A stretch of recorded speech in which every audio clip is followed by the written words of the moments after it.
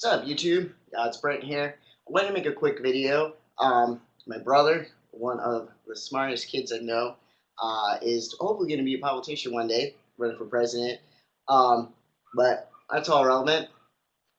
Sorry about that. Had food stuck in my teeth. Probably didn't need to see that or know that. But hey, I can't edit, so sucks to be you.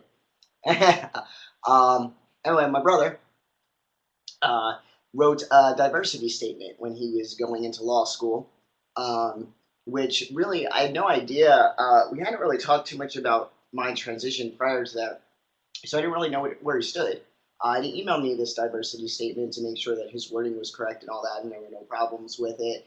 Um, so I wanted to share that with you guys because I thought it was pretty cool. So this is what it says. Uh, Having a transgendered sibling has been one of the most challenging and educational experiences of my life. For 21 years, I grew up with an older sister, Meredith.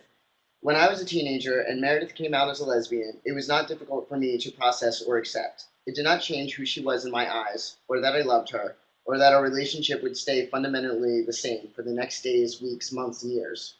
It was a much different story when I learned in the summer of 2009 that Meredith, after numerous conversations with our parents, had decided to begin the long process of changing her gender. Instead of the certainty that our relationship would be unaffected, I was filled with doubts. I would no longer have a sister, and in a matter of years, if not sooner, I'd be sitting across the Thanksgiving table from someone who did not look or sound like the same person I had grown up with. It did not help that I had very little idea of what it meant to be transgendered and had never met someone who was. As Meredith had gradually become Brent, I had gradually learned to love him all the same. I would be lying if I said it was not difficult for me, no matter how tolerant and progressive I saw myself. It was jarring to lose a sister and gain a brother.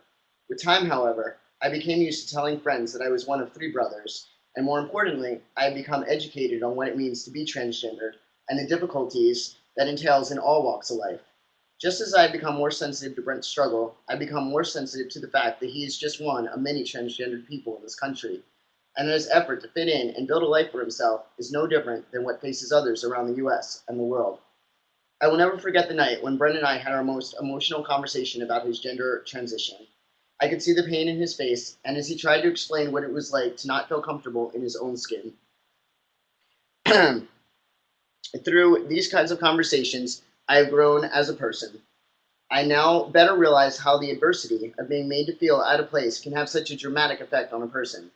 In turn, I am even more open-minded than I imagined myself to be before, and not just with regard to Brent's struggles. What had once been an intellectual appreciation of issues facing the LGBT and other minority communities has become a far more personal understanding. In the coming years, I am sure that my perspective of this will evolve, but so far, Brent's journey has had a profound impact on me and my outlook on life. So I thought that was a pretty amazing diversity statement. Um, and he has gotten into law school, by the way. He was just accepted into Duke Law, but he's actually going for Harvard and Stanford and other places. Very smart, brilliant kid. Um, so I feel very blessed again to have such an open-minded and amazing family. And I was so moved by this that I just wanted to share it with you guys as well. And remind you when you do see my brother, William Freeland, running for president, be sure to vote for him. All right, I'll see you guys when I see you guys.